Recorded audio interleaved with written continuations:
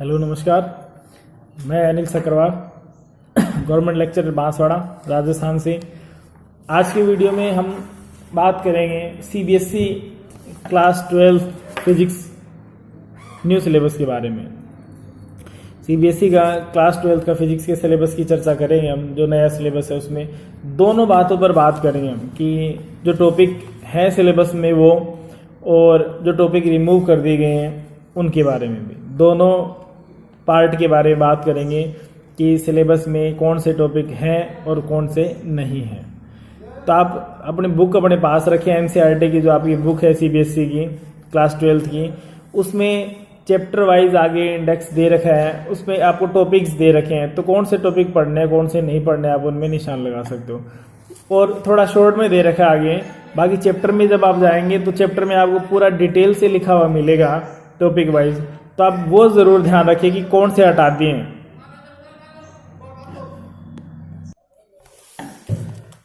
तो आप अपनी बुक जो है वो अपने एनसीईआरटी के पास रखें। कम से कम ये जरूर आप लिख लें कि कौन से टॉपिक यहाँ से हटा दिए गए हैं सिलेबस से जो आपको नहीं पढ़ने हैं। तो वो जरूर लिख लें ताकि उसके अलावा बाकी सारे आपको पढ़ने हैं वो भी ध्यान रख सकते हैं आप। मार्किंग का जरूर ध्यान रखें कौन से चैप्टर जो है वो कितने मार्क्स के हैं। स्टार्ट करते हैं। सबसे पहला चैप्टर, सबसे पहली बात, chapter first, second and third electrostatics जो पार्ट है वो 16 मार्क्स का है। 16 मार्क्स के जो क्वेश्चन इसमें से आएंगे। इसमें सबसे पहली बात तो इसमें मैं कर लेता हूँ कि चैप्टर फर्स्ट जो है उसमें से एक टॉपिक जो है वो उसको हटाया गया है, एक टॉपिक, और वो टॉपिक इस चैप्टर का लास्ट टॉपिक होगा आपके पास। Gauss's law and its application है। उस एप्लीकेशन में 3 एप्लीकेशन है जिनमें से 2 एप्लीकेशन रखे गए हैं, एक एप्लीकेशन हटाया गया है। वो है electric field due to uniformly charged thin spherical shell. Thin spherical shell को हटा दिया गया है। बाकी जो Gauss's law and its application है वो कंप्लीट है। तो आप केवल ये नोट कर लें कि कौन सा टॉपिक हटाया गया है। उसके अलावा कंप्लीट चैप्टर आपको पढ़ना है। उस चैप्टर में कौन कौन से टॉपिक हमें पढ़ने हैं वो मैं बता देता हूँ। Electric charges, conservation of charges, Coulomb's law, force between 2 point charges, forces between multiple charges, superposition principle and continuous charge distribution, electric field due to a point charge, electric field lines, electric field due to a dipole, torque on a dipole and in a uniform electric field, electric flux, statement of Gauss's theorem and its applications to find field due to infinitely long straight wire uniformly charged infinite plane sheet। यानी 2 application है इसमें, plane sheet का है और infinitely long straight wire है। बाकी जो है वो एक जो बचा, electric field due to uniformly charge thin spherical shell, spherical shell को हटा दिया गया है। चैप्टर फर्स्ट में इसका मतलब आपको एक टॉपिक नहीं पढ़ना, उसके अलावा सारे पढ़ने हैं। फिर आता चैप्टर संख्या 2, ये जो है इलेक्ट्रोस्टैटिक पोटेंशियल एंड कैपेसिटेंस पर है। इसमें कुछ भी एक टॉपिक रिमूव किया गया, इसमें से एक टॉपिक जो है वो नहीं है, that is one de Graaff generator. ये भी इस चैप्टर का लास्ट टॉपिक मिलेगा आपको बुक में, इस चैप्टर के लास्ट पेज पर मिलेगा। Van de Graaff generator theoretical topic है, इसको यहाँ से हटा दिया गया। इसके अलावा कंप्लीट चैप्टर आपको एज इट इज पढ़ना है, जिसमें टॉपिक्स मैं आपको बता देता हूँ according to new syllabus. Electric potential, potential difference, electric potential due to point charge, a dipole and a system of charges, equipotential surfaces, electric potential energy of a system of 2 point charges and of electric dipole in an electrostatic field, conductors and insulators, free charges and bound charges inside a conductor, dielectrics and electric polarization, capacitors and capacitance, combination of capacitors in a series and parallel, capacitance of a parallel plate capacitor with and without dielectric medium between plates, energy stored in a capacitor। It means this is a complete chapter from start to end। कोई topic इसमें नहीं हटाया गया सिवाय last topic के, that is one de Graaff generator. आपको वो छोड़ना है, उसके अलावा सब कंप्लीट इसमें पढ़ना है। Next chapter 3, current electricity. Current electricity में कुछ 1-2 टॉपिक्स जो यहाँ से हटाए गए हैं वो मैं बताता हूँ पहले तो कौन से हटाए गए हैं, फिर बाकी पूरा चैप्टर। 2 बातें भी आपने हटाए गए वो नोट कर लिया, आप उन पर टिक कर लें। उसके अलावा आपको पूरा चैप्टर पढ़ना है। और ये ठीक अगर आप बुक निकाल के चैप्टर में करोगे तो मैं सीरियल से बता रहा हूँ, तो सीरियल से आपको पता रहेगा कहाँ से कौन सा टॉपिक हटाए गए हैं, उस पर टिक कर लो। उसके अलावा सारे पढ़ने हैं। तो पहले जो हटाया है उसकी बात कर रहे हैं। इसमें resistivity of various materials book के अंदर लिखा होगा रेजिस्टिविटी ऑफ वेरियस मटेरियल्स, जिसके अंदर कलर कोड के बारे में दे रखा है, कलर कोड ऑफ रेजिस्टर्स कि जिनमें कलर्स दे रखे हैं तो उनके वैल्यू ऑफ रेजिस्टेंस कैसे फाइंड आउट करते हैं, आर की वैल्यू। उसके बाद आता है combination of resistors series and parallel, R is equal to R1 plus R2 plus R3 and 1/R is equal to 1/R1 plus 1/R2 plus 1/R3।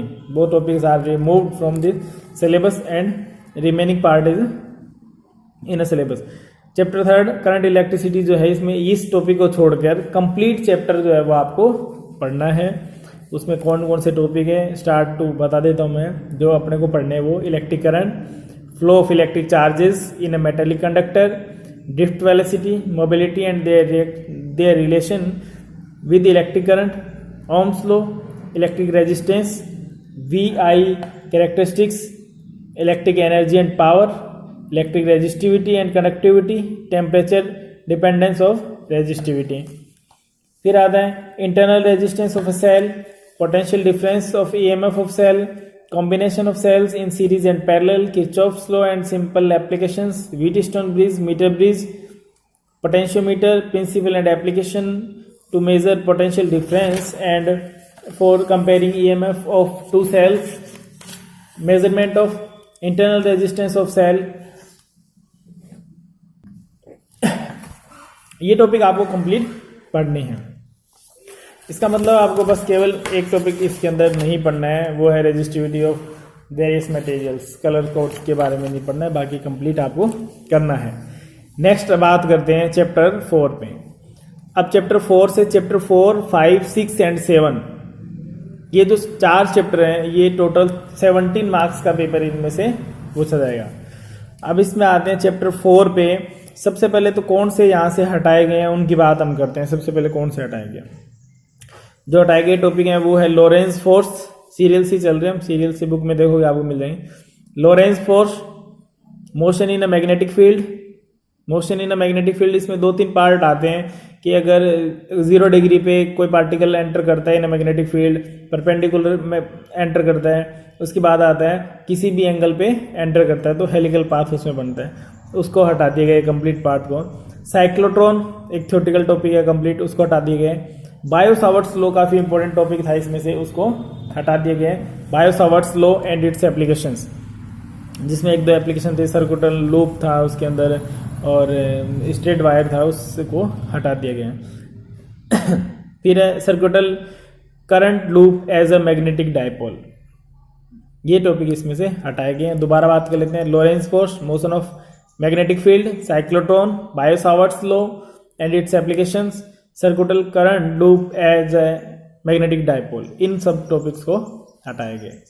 बाकी जो पार्ट है वो कंप्लीट है। बायो सावर्ट्स लॉ आपको नहीं पढ़ना है, इसके कई पार्ट है, 2-3 पार्ट है, वो बायो सावर्ट्स लॉ आपको कंप्लीट नहीं पढ़ना है। अब इसमें जो पढ़ने हैं वो टॉपिक्स पे बात कर लेते हैं स्टार्टिंग से। Concept of magnetic field, Oersted experiments, Biot Savart's law and its application to current carrying circular loop, Biot Savart's law है इसके अंदर भी, अभी हमने बात की थी।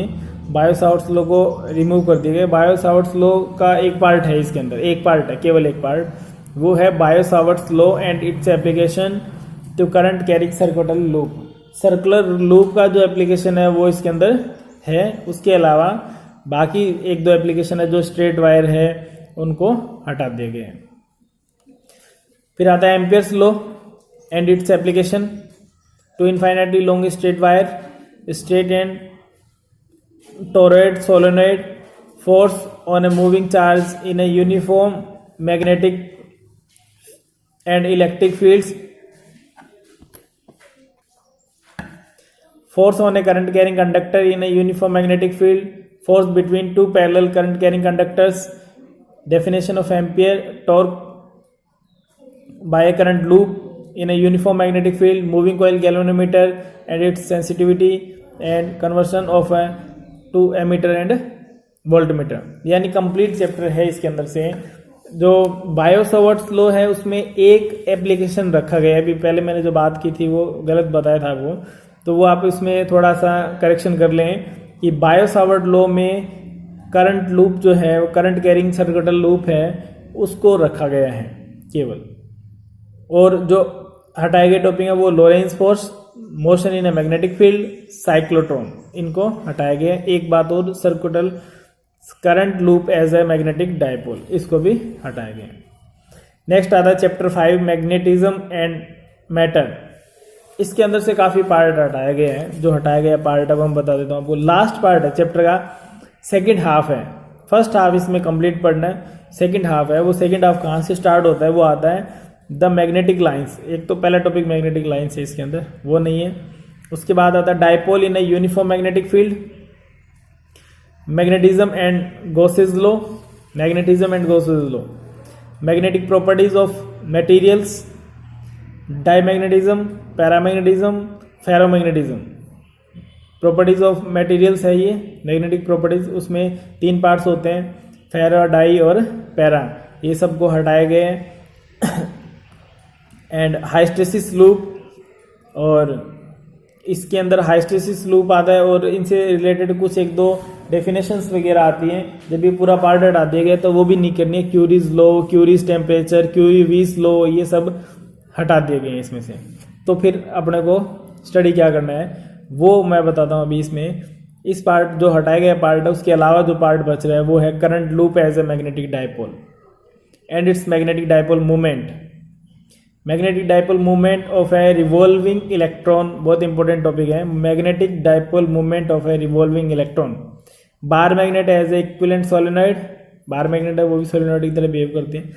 Magnetic field lines, earth magnetic field and magnetic elements, ये जो पार्ट है वो इसके अंदर रखा गया है। यानी अर्थ मैग्नेटिज्म हमें पढ़ना है और उसके एलिमेंट्स हैं angle of dip, angle of inclination, horizontal and vertical component of magnetic field, ये सारे इसके अंदर आपको पढ़ने इंपॉर्टेंट पार्ट है ये।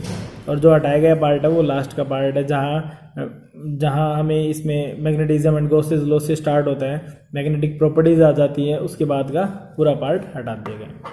नेक्स्ट आते हैं चैप्टर 6 पे, EMI, electromagnetic induction, electromagnetic induction. इस चैप्टर में आपको छोटा सा चैप्टर है, वैसे लगभग कंप्लीट ही करना है। एक टॉपिक इसमें नहीं रखा गया हुआ है मोशनल EMF, वो आपको नहीं करना है। उसके अलावा बाकी कंप्लीट चैप्टर आपको पढ़ना है। वो जैसे इसमें टॉपिक है इलेक्ट्रोमैग्नेटिक इंडक्शन, क्या है ये, फिर फैराडेज लॉ, इंड्यूस्ड EMF कैसे इंड्यूस्ड होता है, current law, current, induced EMF and current, Lenz law, eddy current, self induction, mutual induction, इतनी बातें हैं इसके अंदर, वो सारी करनी है। फिर है chapter 7 alternating current. Alternating current आपको कंप्लीट करना है, ऐसे इंपॉर्टेंट चैप्टर भी है, कंप्लीट आपको करना है। सिलेबस के अंदर पूरी बातें नहीं लिखी है, लेकिन फिर भी आप ये मान के चलो आपको कंप्लीट करना है।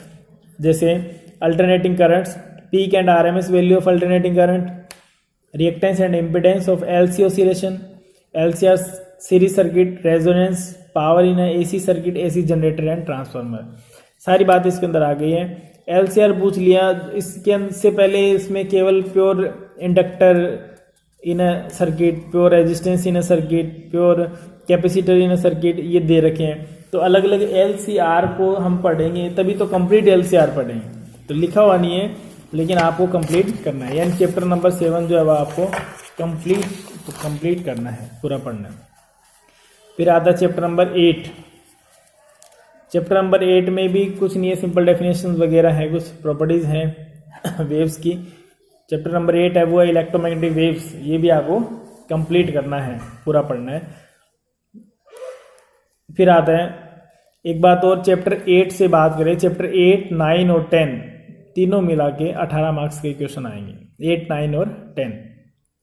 8 कंप्लीट करना है।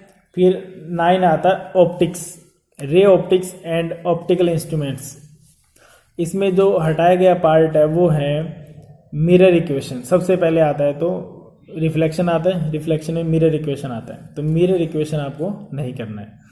फिर लास्ट का जो पार्ट है उसको हटाया गया, उसके अंदर है ह्यूमन आई। फिर आई डिजीज है, मायोपिया, हाइपरमेट्रोपिया, प्रेसबायोपिया, ये सारे डिजीज हैं जिनको हटा दिया गया। यानी थ्योरेटिकल पार्ट जो है इसका, उसको हटाया गया। बाकी जो पार्ट है, कंसेप्चुअल पार्ट जितना भी है वो सारा रखा गया। जो रखा गया वो है reflection of light, total internal reflection and its applications, optical fiber, refraction at spherical surfaces, lenses, thin lens formula, lens maker formula, magnification, power of a lens, combination of a thin lenses in a contact, reflection of light through a prism, optical instruments, microscopes and astronomical telescope and their magnifying powers. यानी complete part दे रखा है आपको। Microscope दे दिया, तो microscope दो तरह की है, simple microscope and compound microscope, दोनों इंपॉर्टेंट टॉपिक हैं, वो आपके सिलेबस में है। तो केवल लास्ट पार्ट जो है वो ह्यूमन आई से रिलेटेड जो पार्ट है थ्योरेटिकल, उसको ही हटाया गया है, बाकी कंप्लीट करना है। फिर आता है चैप्टर 10। चैप्टर 10 है वेव ऑप्टिक्स। वेव ऑप्टिक्स इसमें जो हटाया गया पार्ट है वो भी लास्ट का पार्ट है, वो भी आपको चैप्टर के लास्ट पार्ट में, लास्ट के 3-4 पेज में मिलेगा। वो है डॉपलर्स इफेक्ट, पोलराइजेशन। पोलराइजेशन से रिलेटेड सारी बातें इसमें से हटा दी गई हैं, पोलराइजेशन से रिलेटेड कुछ भी नहीं है। Polarization, polarization by scattering, by reflection, ये सब कंप्लीट इसमें हटा दिया गया। जो पढ़ना है वो क्या है, wave front and Huygens principle, reflection and refraction of a plane wave at a plane surface using wave fronts, proof of laws of reflection and diffraction using Huygens principle, interference, Young's double slit experiment and explanation of a fringe width, coherent sources and sustained interference of a light, diffraction due to a single slit, width of a central maximum। यानी maximum part इसका as it is रखा गया है। Polarisation से related जितनी भी बातें हैं वो मेलस लॉ वगैरह वो सब इसमें से हटा दिए गए। फिर आता है next chapter 11। Chapter 11, 12, 13 modern physics का जो पार्ट है उसको 12 मार्क्स का रखा गया है, 12 मार्क्स का है वो। तो चैप्टर 11 में केवल एक टॉपिक हटाया गया है, वो है चैप्टर का last topic, Davisson and Germer's experiment. एक एक्सपेरिमेंट है सिंपल सा, उसको हटाया गया, डेविसन एंड जर्मर्स एक्सपेरिमेंट। बाकी पूरा चैप्टर आपको एज इट इज कंप्लीट करना है, जिसमें dual nature of radiation, photo electric effect, बहुत इंपॉर्टेंट पार्ट है photo electric effect, Hertz and Lenard's observation, Einstein's photo electric equation, particle nature of light और experimental study of photo electric effect, matter waves nature of particle, de Broglie relation. यानी complete part आ गया, छोटे छोटे topic है, short question इसमें से पूछे जाते हैं। डेविसन एंड जर्मर्स एक्सपेरिमेंट है वो आपको नहीं पढ़ना है, क्रॉस कर देना उसको। फिर नेक्स्ट आता है atoms and nuclei. Next chapter 12 है वो है एटम। एटम इसमें से काफ़ी पार्ट हटाया गया है, जो हटाया गया पार्ट है वो मैं बताता हूँ। मैं पहले तो क्या हटाया गया, स्पेक्ट्रल सीरीज आपको टॉपिक लिखा है बुक के अंदर, spectral series, atomic spectra, D Broglie's explanation of bourse second postulate of quantization, ये 2-3 टॉपिक इसमें से हटाए गए हैं। छोटे छोटे टॉपिक है 2-3, वो आपको करने इसमें। Alpha particle scattering experiment, Rutherford model, Bohr model, energy level, hydrogen spectrum. Hydrogen spectrum से मतलब है हाइड्रोजन से रिलेटेड सारी बातें, वेलोसिटी, एनर्जी वगैरह वो भी सोल्व करनी है, एनर्जी भी सोल्व करनी है। फिर आता है चैप्टर 13 न्यूक्लियाई। न्यूक्लियाई में जो पार्ट हटाया गया है, जो रखा गया है वो बताता हूँ पहले तो मैं। जो रखा गया है 2-3 टॉपिक रखे गए हैं, बाकी सब पार्ट हटा दिया गया है।